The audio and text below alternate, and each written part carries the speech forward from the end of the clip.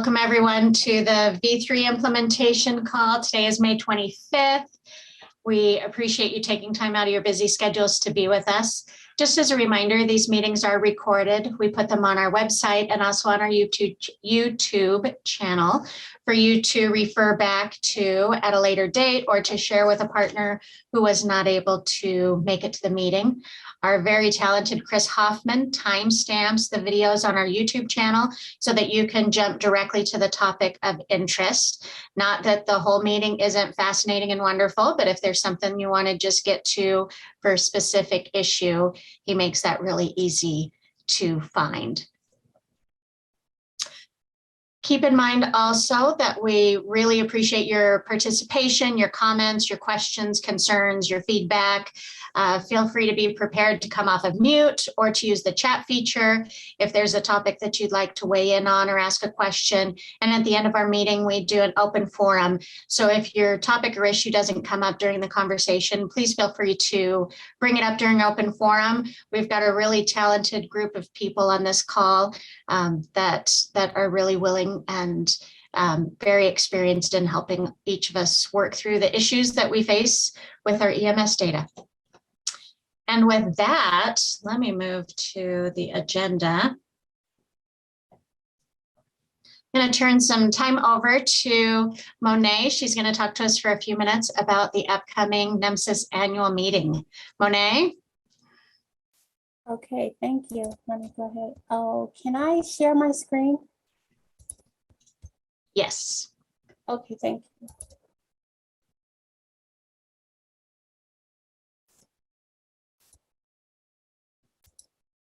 All right, thank you so much. Greetings, everyone. Thank you so much for being here on the call this morning or this afternoon, depending on where you're located.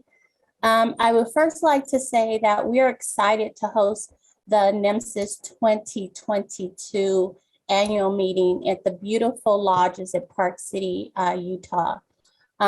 We are going to start the meeting. I'm actually going to go to the link here or the page with the information. We're going to start the meeting on Sunday, August the 21st for a data managers boot camp.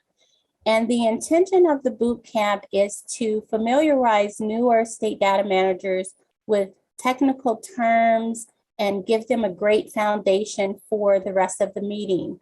So the meeting will continue on Monday with the keynote address, a welcome dinner, and some other additional technical topics. And then we will conclude our meeting on Tuesday by 2 p.m. I'm going to ask Chris Hoffman to please help me add the agenda to the chat. And what I would like to do is also thank everyone who's currently registered for the meeting. This provides us some great information about if you have allergies to foods or how we can better help you have a fantastic stay. And if you have not yet registered for the in-person meeting or the virtual feature that we're going to offer, please take some time to look at the registration site and go ahead and hopefully get your registration complete. Here's the link for the registration. It will take you directly to this page. And so you can register for the in-person meeting, you can register for the virtual meeting. And then as a reminder, we want you to also make your reservations for the resort. If you do have questions, my email address is here, and you can also contact us through the NHTSA website. So just let us know if you run into any troubles. We'll be happy to help you. And I will also just let you know that we are still working to complete the financial scholarships for those who have also received funding from NHTSA to attend the meeting. So we'll get that information to you as soon as we have more available. Are there any questions at this time? Okay, if you have questions, please reach out to us and we will, address your questions at that time. I'm going to go back to the NHTSA website And let me get to the home page. And my next topic on the agenda is about the version 3 state map. So if we scroll down on the page and we get to the section that says state and territory version 3 transition information, basically this completed map here, or nearly completed map, is showing you all the states that are currently submitting version 3.4 data to the NHTSA Technical Assistance Center. It's also a visual representation of the resources that may be available in that particular standard. So as we look at the version 3.5 map, we'll see here that a large majority of the states are highlighted in yellow, which means that they have identified their implementation plan.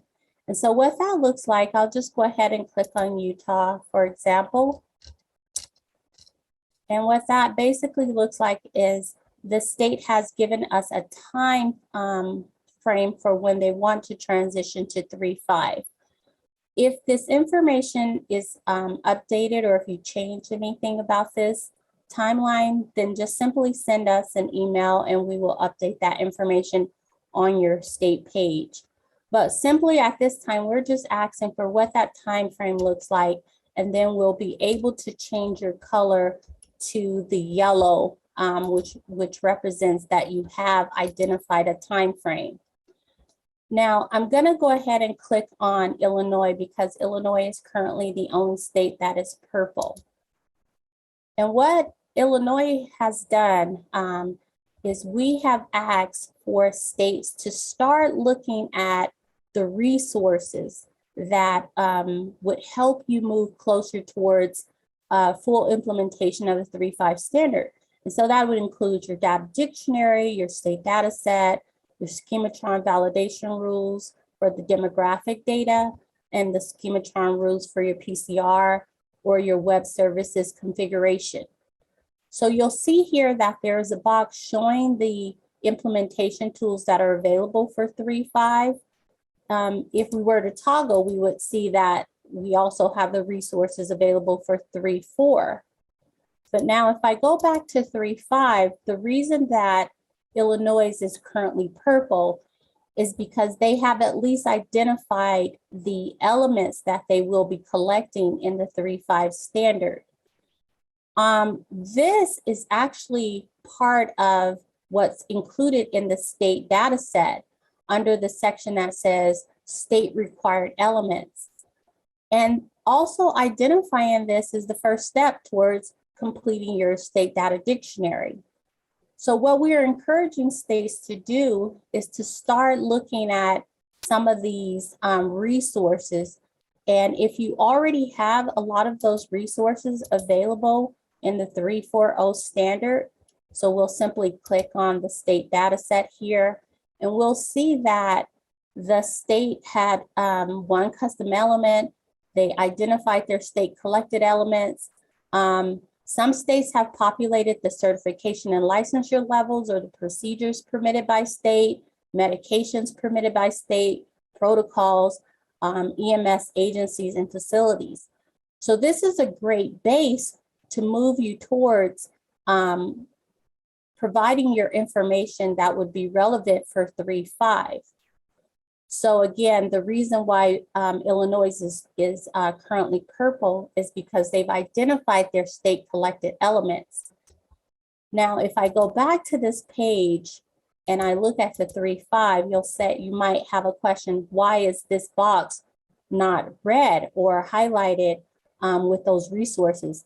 And that's because the state data set under the 3.5 standard, excuse me, has to be submitted by the software vendor for this particular state.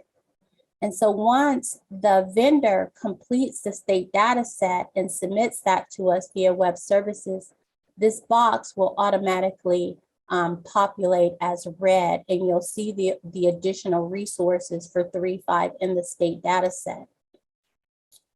I'm gonna take a pause and ask if there are any questions about anything that I've mentioned so far.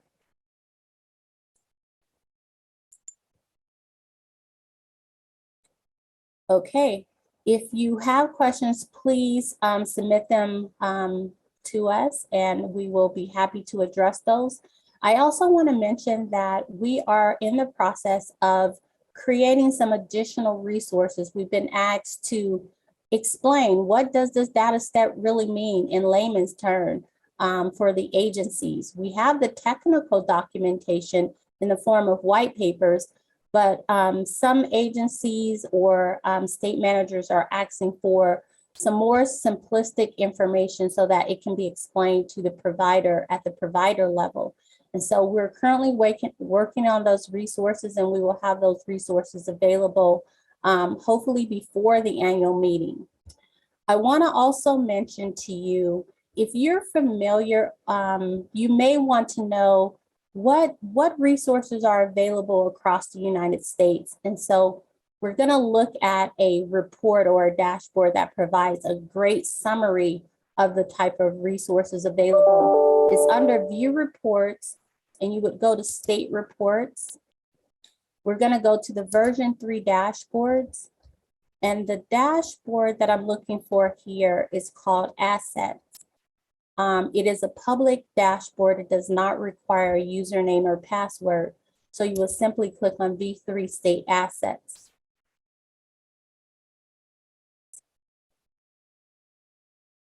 Okay, fantastic. So we currently know that 54 states and territories are submitting data to the NHTSA standard or to the NHTSA repository under the 3.4 standard. However, what we see here is 15 states have actually identified or have a data dictionary that is available on their state page.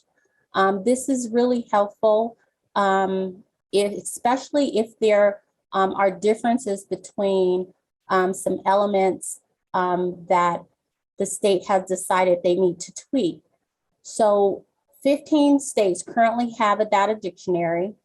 51 states have started the resources, but then you can see here as we continue down this list, we can see, for instance, only 3 states have a DIM dataset section or a resource for that particular, for the DIM dataset.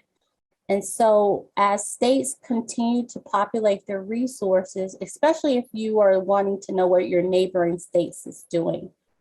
So if you were to click on that bar, this entire dashboard would refresh and you would have an opportunity to look at the other states' data dictionaries. So here we have a cluster of states. So if you were in West Virginia, you wanted to know what Ohio is doing, you also want to know what Pennsylvania is doing, you can actually look at their data dictionaries. And so we find this information really helpful as you're trying to prepare those resources. I will stop here. If you have any questions, please don't hesitate to reach out. You can always click on this link at the bottom in the footer section of the NHTSA's website and just send us an email, and a NHTSA's team member will respond to your questions, or they will send the information to the appropriate person who can answer the question. Thank you so much for your time, and I hope you all have a wonderful rest of your day. Thanks, Julianne. Monet, there's a question in chat from Karen on updating this for 3.5 resources. Yes, that's an excellent point, Karen. I thought about that all night long. You know, we do need to create a page and that will refresh these resources for 3.5. And as we have more states that are submitting the 3.5 resources, we will have this page ready. So thank you so much for that question. I appreciate it. And this is Josh. Just so you know how it currently works, it takes the latest version that a particular state supports. So for example, Illinois, now that they do have something in 3.5, then it's going to show you what Illinois is providing for 3.5 because that's the latest version that they support. Yes. And then with other states, it's going to be 3.4.0 or hopefully no longer 3.3.4 by this point. But if there's a state that only supports 3.3.4, that's what that dashboard is going to show for that state. Thank you, Josh. I appreciate your adding to the discussion.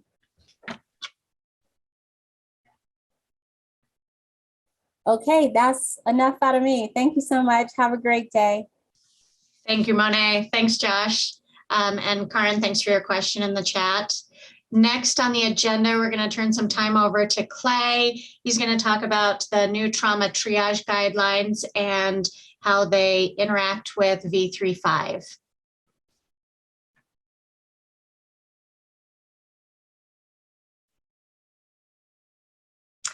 I can see your screen, Clay, but I can't hear you.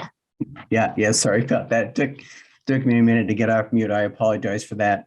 Yeah, thank you for joining the call this morning. Wanted to have a quick conversation with folks about the new trauma triage guidelines that have been released by the American College of Surgeons.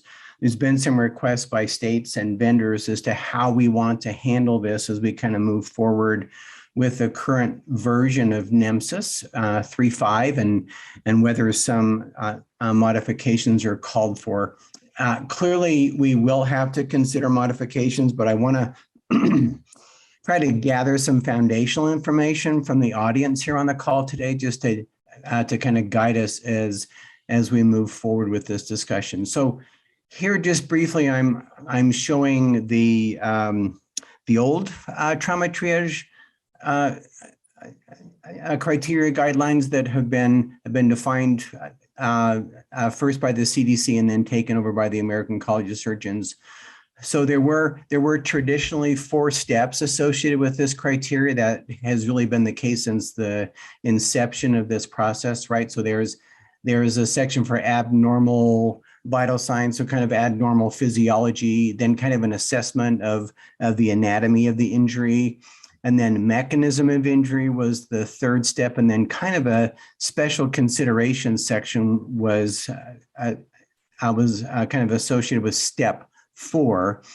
Step 1 and 2, if criteria were met, then a patient was to be transferred to a level 1 or level 2 trauma center, transported to a level 1 or level 2 trauma center. And then for 3 or 4, the highest level that was immediately available to the patient. So these criteria have been somewhat modified. We have kept these criteria in the NHTSA standard with the idea that if a clinician indicates that a patient needs to go to a trauma center, we were hoping within the record they would indicate what was the decisive attribute of the patient, what made their decision process point towards a level 1 or level 2 trauma center or other trauma center. And so that was collected in the NHTSA standard in variables E-injury 03 and E-injury 04. So there were 4 steps. We put it into 2 variables. E-injury 03 was step 1 and step 2. So the physiology plus the anatomy of the injury. All those patients you would indicate why you're transporting that patient to a level 1 or level 2 center. And then E-injury 4 included the 2 other steps, the mechanism of injury and special considerations. And you could indicate there why you chose some other trauma center or the closest available trauma center. Well, the new guidelines, they have seriously considered what was associated with these 4 steps. They have reviewed the new literature that has been available since the time of the development of these guidelines. That was reviewed by a committee with the ACS. And in an effort to try to simplify this process, they have come with new guidelines. And so most folks have probably looked at these. They've tried to have for the ease of the provider or the clinician going through this process of making the decision, they've tried to make this a 2-step process now, right? A red criteria that means a patient needs to go to a level 1 or level 2, and then a yellow criteria indicating that they should go to a trauma center, but if there was a closer available trauma center than trying to get to a level 1 or level 2, you would take that patient to that level 3 trauma center, for example. So they've tried to make it in the minds of the clinicians a 2-step process. You'll see here all 4 steps are still kind of represented. so they've kept kind of the underlying structure, but they've tried to make it be a two-step decision-making process. And some of the criteria has modified, some of it's been dropped, some of it's been added. And so a careful consideration between what's included in each of these categories kind of needs to be made. So with that in mind, clearly even 3.5, where we actually even tried to clarify the definitions that were associated with using the criteria, right? So we even now with 3.5 have modified the definitions, for example, on the labels to indicate this is step 1 and 2, and Ehlers 4 is step 3 and 4, right? Trying to instill and kind of support that structure of the 4-step process. Well, now we probably should walk away with that a little bit, and some of the values will need to be adjusted. So I had a couple of questions here as to kind of how we move forward with this. First, I wanted to ask the vendors of the states, clearly even with these decision criteria, as we've kind of monitored the environment, there was a lot of states and a lot of agencies under medical direction, I think, that modified these criteria to meet their geographic region or maybe some special type of injury mechanism that may be more likely to occur in their state compared to others, things like that. So modifications were made. And so perhaps the NHTSA standard, the way that we provided the elements, weren't exactly the way that they were used within states. I guess the first question I wanted to ask is at the state level or at the vendor level, are you hearing that there's an interest in updating your agency or state criteria, or vendor? Are you getting requests to update those criteria for the new model that's been developed by the ACS?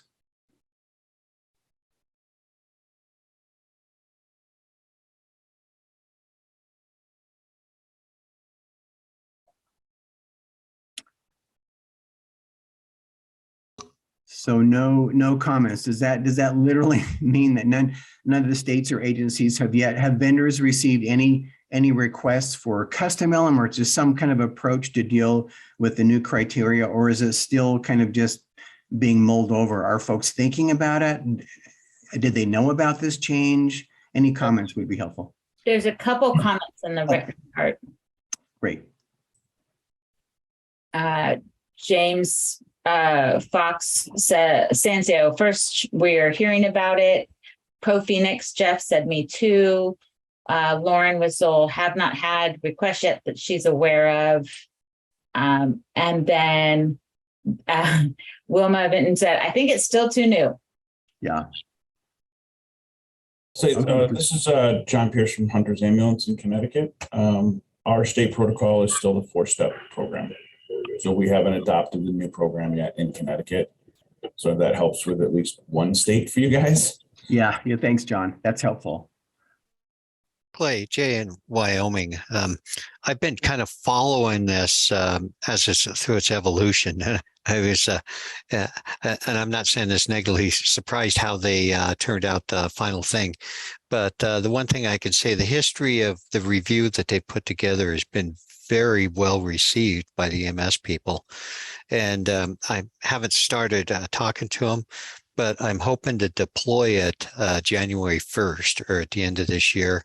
And I don't know if we'll deploy it earlier or not, but that's kind of our target frame for that at this. And then comes the question is, how will we deploy it? Will we add it to what we currently have, or will we create 2 new elements in the data dictionary? That's going to be the big discussion, I think, so we can get going on that. Yeah, thank you, Jay. That's really helpful.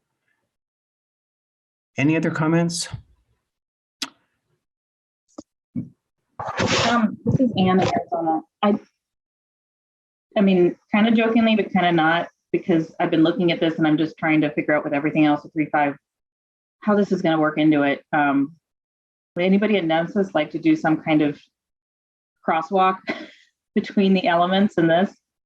I just haven't delved into it enough to really figure out how much this is going to be problem or an issue at all. Yeah, thanks, Ann. Sorry, I know you guys don't probably need more work. I was just thinking if there was something that could be universally given out as a resource, it might save everybody potentially doing it differently. Yeah, thanks. And that's one of the approaches, right? Clearly,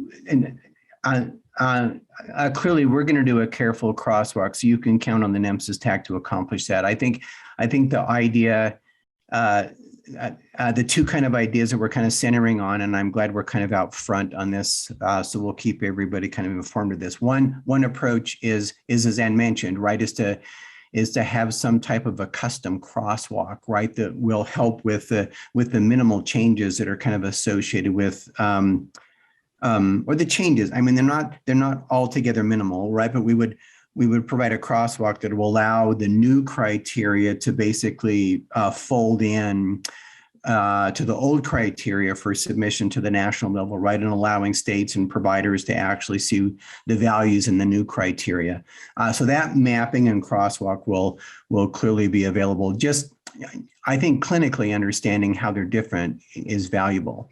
The other approach, of course, is to see exactly what changes will be necessary to make, right? If we look at the NHTSA standard, I mean, it's nice perhaps that we had collapsed those 4 categories into 2 elements, right? We could modify the definition associated with these elements and make changes to the values and release another version of NHTSA, right? That's another idea, right? Is to just modify the names of these elements and the actual values a little bit to represent the new criteria and release that. So that's another idea that's kind of on the table. So hence the idea of us having this discussion. One other kind of foundational question I think that would be helpful here, just for us to kind of understand among the states and vendors, is with the old criteria. So with these criteria that were utilized, the 4 steps, was there a lot of modification made to these? If you respond, I'd love to know, do you utilize these criteria within your state, right? Or vendors, are you seeing a need for these to be utilized? Vendors, of course, have included it. So that's probably not a question that they can help with, but states can clearly let us know if they're utilizing these criteria. And then I'd love to know if modifications were made. Are states utilizing this as they stand, or have there just been modifications made? And vendors, are you making lots of modifications to E-Injury 03, E-Injury 04 to meet the needs of the states? Hey Clay, this is Kelly from Image Trend. Honestly, I haven't had a chance to really research this subject, but I am happy to show you what modifications we've made, and I can share that with Jen and Lauri and Monet and those folks. Great. That would actually be very helpful, just to give us an idea. Yeah, that would be very helpful, right? I mean, happy to do it for sure. Okay, thank you. That would be very helpful, Kelly. Yeah, a lot of states modified those 2 elements. Okay, great comment. Thank you. This is Josh. I'm just looking in the custom elements that states have submitted in their state data sets. And in there, Oklahoma is the only state that has submitted custom codes for E-Injury.03. Okay, good. Thank you. We had ones, maybe they got rid of them, but we had ones for Ohio, at least at some points, and Florida and Alabama. Okay. They might have changed them since they were implemented. I know Arizona had customization on these, but it was only in 334 before 34 came out with the additional values. Right. Yeah. Great. Yeah. Thank you, Ann. Okay. Thank you, Felicia, James, Jay. Yeah. Lots of good comments here, Ty. Yeah. Thank you. Amber. If you make modification or make changes, they probably shouldn't be on the same elements. That's probably bad. Yeah. Would love to also entertain some comments regarding those 2 approaches, or if there's other approaches we should consider with the new criteria. Play with Jay in Wyoming again. One thing I wouldn't mind seeing is if we're bringing on another element, is there a way to create like a text box so it could be a free text that could be in there? Because yeah, all of our trauma systems, they follow this for their EMS guidelines, but then they just kind of add on some things. And anything that's been added on has always been, yeah, it would flow right up to these things, but they just like that text that they have. It's just a thought. And I do like the idea. I think it needs to be separate. So we may be adding, because not everybody may change at the same time on the trauma criteria. So they could pick and choose which direction they wanted to head. Thanks, Jay. Yeah, that's a good thought.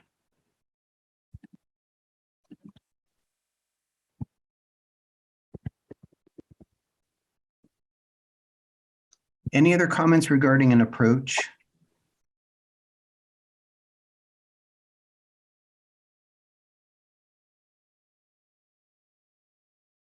I think this is Ann in Arizona.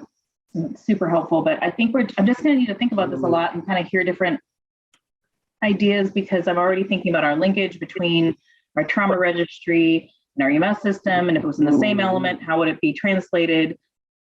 We have our trauma elements are in rule and very specific. And then Jay's idea, basically, I just want to be able to get them to be able to report it to me and be able to send it onto the trauma registry, which is way easier said than done. Yeah, sounds good. Sounds good. Thank you, Ann. Yeah, and Amber, thank you. Yeah, we'll do a side-by-side kind of comparison when we're looking at how it might be mapped. So we'll take responsibility of providing that so the states can see what might be involved in a change.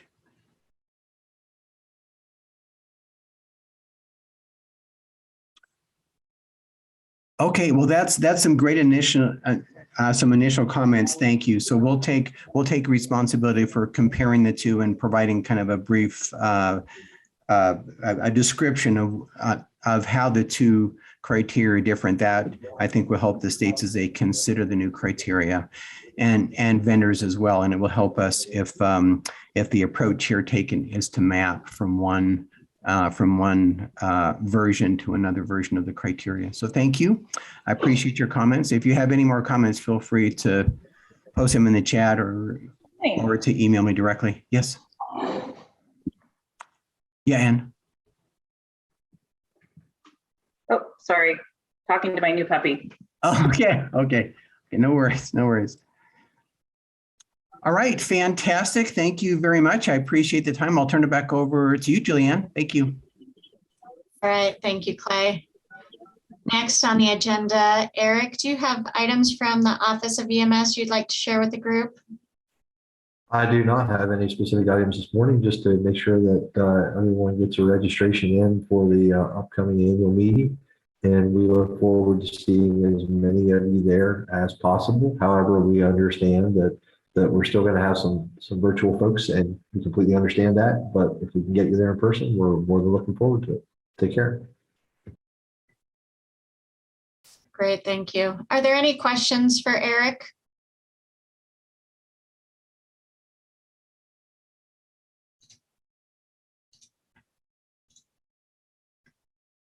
Okay. Any questions, comments, issues that you'd like to bring forward in open forum? That's open to anybody on the call.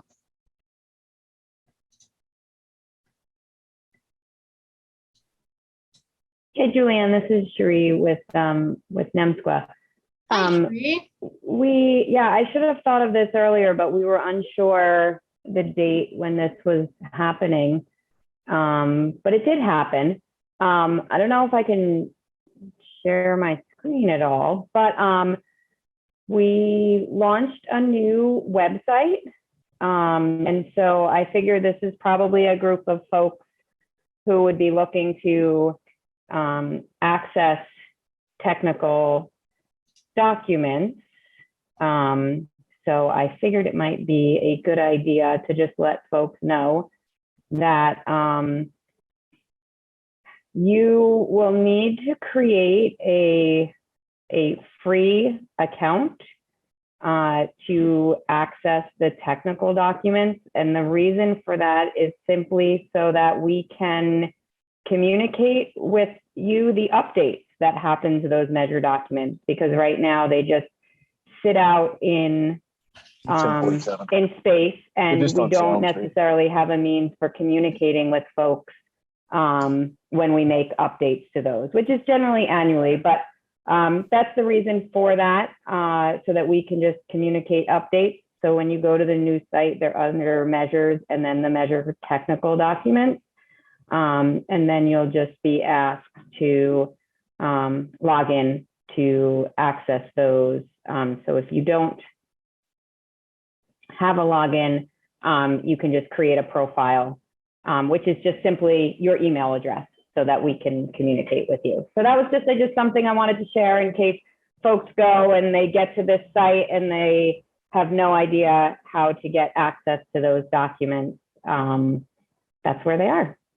Still free, totally. It's just for communication purposes. Would you put that link in the chat, Cherie? Sure thing. Any questions for Cherie about the NEMSQA measures?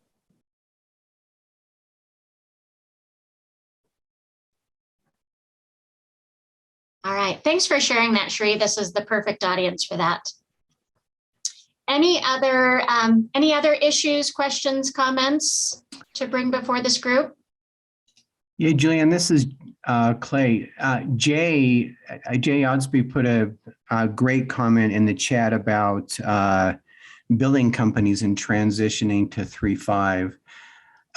Eric, I know we've reached out really recently with some folks on the insurance side to talk to them about the 3.5 version. We're just kind of at the beginning of that. Eric, do you have any other thoughts? It's an incredibly important topic that I think we really haven't paid strong attention to. So it's one I think that Eric is attempting to get us down the road a little bit. Is that right, Eric? I know this is just like right off the press work that's happening, but yeah, most definitely. And we have done this when we started talking with the ET3 folks early on in the ET3 model. We actually had a list of billing agencies, and we were reaching out to them sort of independently, and then we started to do a couple small group meetings. And then as ET3 kind of matured, we stopped doing that. Maybe that's something that we should offer up or do as a part of 3.5 transition. I mean, it's certainly something we can set up. I don't have a master list of all billing agencies in the US, but we could certainly build one with input from people around the industry. Is that the request, Jay? I mean, is that what are you recommending? I just, it was a side discussion that we had the other day, and I'm concerned that I want to make sure that EMS providers get paid. And I haven't myself contacted billing agents to see if they can be able to export out and still maintain their processes in place. So that's kind of the direction I wanted to go with that. I just was curious if we had any billing people on there, if maybe they could update us or give us some insight of their directions.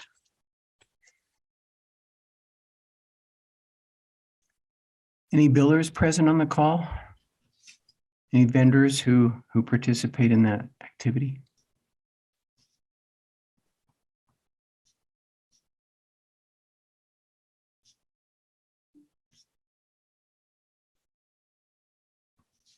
Clay, I have no problems in putting together a call, and we can circulate it out through the states, through this group, and through sort of some other industry contacts, and invite billers to just come in for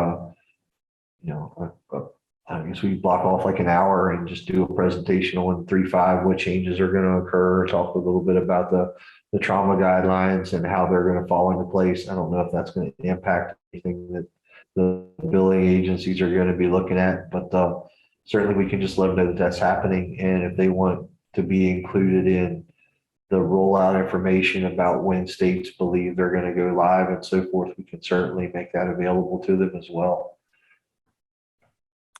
Yeah, that's a good idea, Eric. We'll work on that. I know the changes to e-disposition will be important to vendors, or to builders, and so we can clearly try to provide some guidance there. Yeah, great, and other changes as well.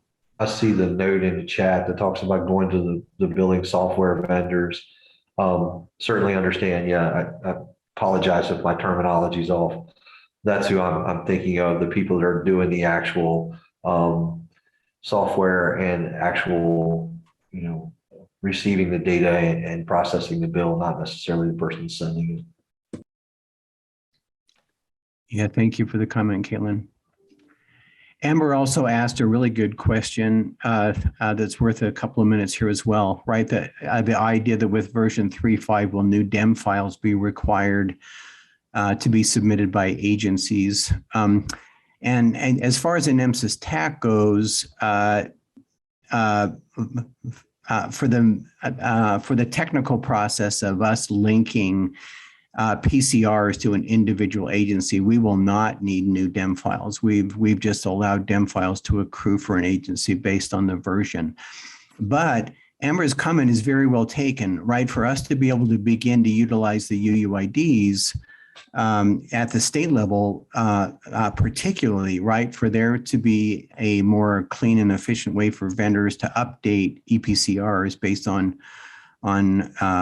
clinicians wanting to update information that they've provided, right? Those UUIDs, that's the primary purpose for those. And for those to work, then yeah, agencies will need to submit a new DEM file under version 3.5. Josh, any more comments regarding the technical reasons? No, I don't have anything. Yeah, so Amber, so the question is really well taken. I think at the state level, you will want to request that agencies update their DEM files. And now I know in the past, that was a ton of work for a number of states that decided to kind of fill those out for agencies rather than requesting them. So yeah, open to any discussion here about how the states feel about that kind of an idea.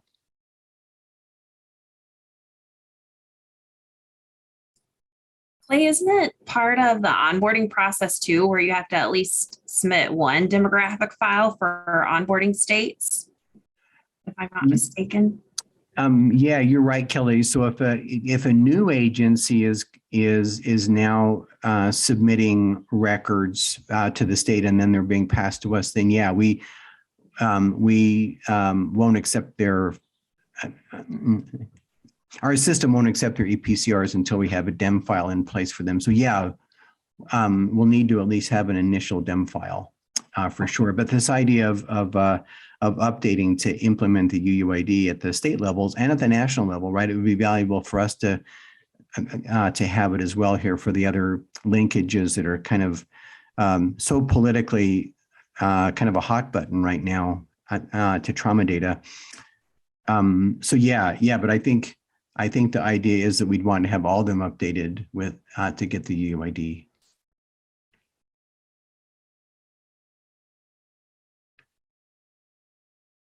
Do any states have heartburn with that?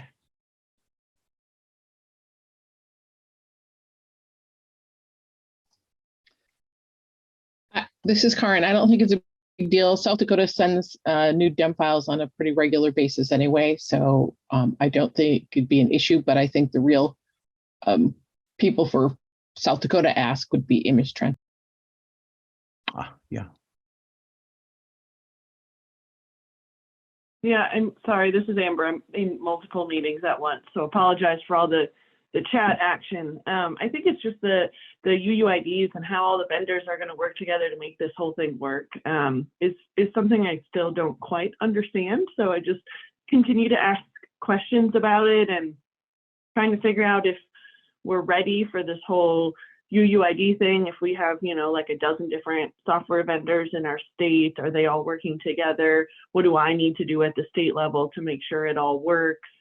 Maybe at some point in the near future, a refresher or a dumbed down version of how that all works might be valuable for someone like me. Yeah, great comment, Amber. We can do that. I think a primer would be incredibly valuable. And I don't know if people are hearing the chat that I know Eric deals with this every single day, and we've currently been part of it as well with the new potential funding, the infrastructure funding, and maybe, Eric, in the near future, you can talk about the implications that may come to NHTSA related to the post-crash care pillar of that infrastructure bill.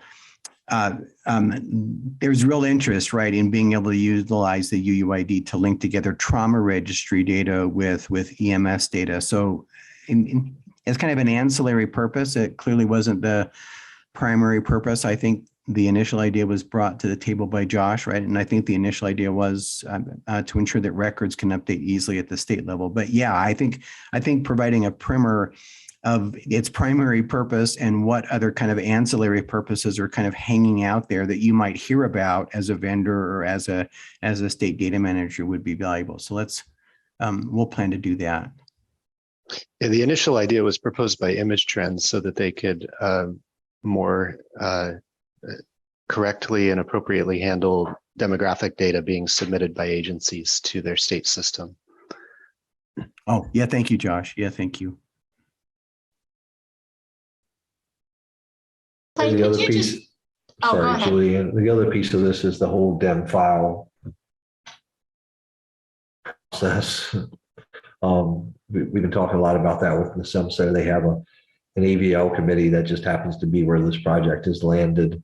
And we've been talking about DEM files in general, about how to get them, how to keep them up to date, what DEM files should be.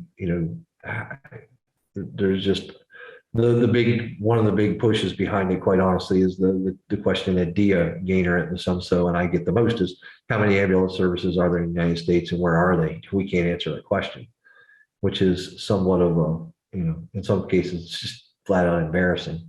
But the reason that we can is it's not very straightforward and simple. And at one point I'd asked Clay to give me a map that had pinpoints of all the ambulance services in the United States. I thought it was a pretty easy question. But apparently I was wrong, and now I realize just how wrong I was. So there's, geolocating a lot of the things that's going on right now is of huge interest, and the ability to pull all that into one particular area is that's just wanted by a lot of different folks. So the question becomes, who funds it, who maintains it, and how it's maintained without impacting, tons of resources on the state side. Which is, we don't shift burden to any one particular place. So states already have systems in place, and we reached out to some of the vendors and we've talked to you about what you collect and what you don't collect and how often it's updated. And I know that some states have homegrown software that they capture this information in, and in other states, it may be mixed in with the other healthcare entities within the state. So if this is the whole DEM file concept is something that is just now started to be talked about, looked at, what should be collected, what should we call things, and it's also quite timely in that the U.S. Fire Administration is looking at NFIRS and what the future state of NFIRS should be, and Rick Patrick and myself have talked about if nothing else, keeping how we count fire services and EMS services and fire-based ambulance services all coordinated as we move forward, as they move forward that effort and we move forward with this effort. So I know for those of you that do both fire and EMS reporting or have fire-based EMS reporting, that would be very helpful. So stay tuned for more on demographic files. That's another big piece for the future. Yeah, thanks, Eric. And that's a great also related topic. So we'll ensure maybe to talk more about that a future call as well, along with the UUID. Because yeah, you're right. The DEM file has taken on a whole new level of importance with the pandemic and being able to access and understand where EMS services are. So yeah, that's great. It's great. And Wendy, thank you for sending that link for Wilma. Don't feel alone, Wilma. I think the UUID is a complex topic that I think will be incredibly valuable to implement in version 3.5, but it will help us all to better understand it. So we'll put something together in a call very soon. Thank you, Julianne. Any other questions or topics?